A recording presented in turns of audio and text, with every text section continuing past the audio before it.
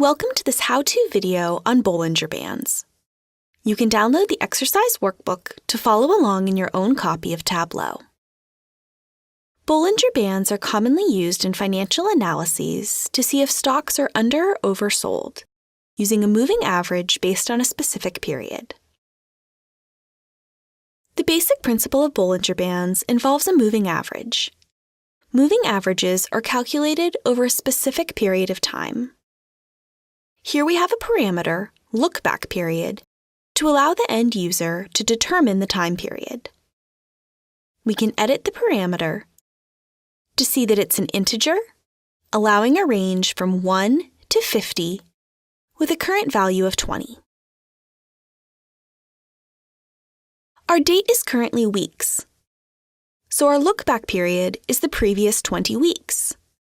If we change this to days, our look-back period is 20 days. Bollinger Bands have upper and lower limits that are established using a specific number of standard deviations. We have a parameter to set this value to. It's also an integer parameter with a range of 1 to 4 and a current value of 2. Next, we need the two core calculations, the moving average itself and the standard deviation.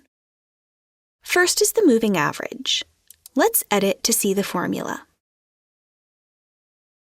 This simply says, compute an average of the average closing price, starting whatever our look-back period is, such as 20 weeks in the past, and coming up to the current value, indicated by 0. For the standard deviation, it's very similar. This calculation is structured exactly the same way as moving average. We use the window average and standard deviation because we want to capture the average closing price and average standard deviation in the view, not in the underlying data. These pieces, the moving average and standard deviation, are used to create the upper and lower bounds. This simply says, from the moving average, go up however many standard deviations the parameter tells you to. The lower bound is the same, just with a minus. To assemble the view, bring moving average to the rows shelf, then right-click and select dual axis. Then bring the upper bound to the same right-hand axis and the lower bound as well. Right-click on the axis and choose Synchronize. Then right-click again and uncheck Show Header. I like to set all parts of the band to be gray.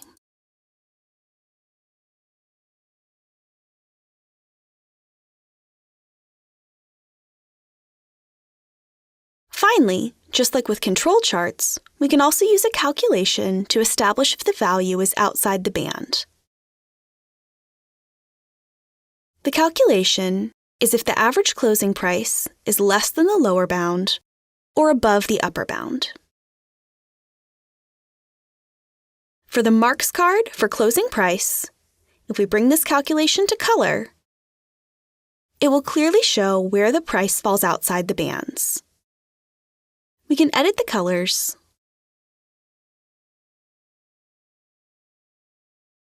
and show the marks. In summary, to create this view, we needed a moving average and a standard deviation based on the same period as the moving average, upper and lower bands consisting of the moving average plus or minus some number of standard deviations, and if desired, the look-back period for the average and standard deviations can be parameters rather than hard-coded, as can the number of standard deviations. Thank you for watching this how-to video on Bollinger Bands. We invite you to continue with the free training videos to learn more about using Tableau.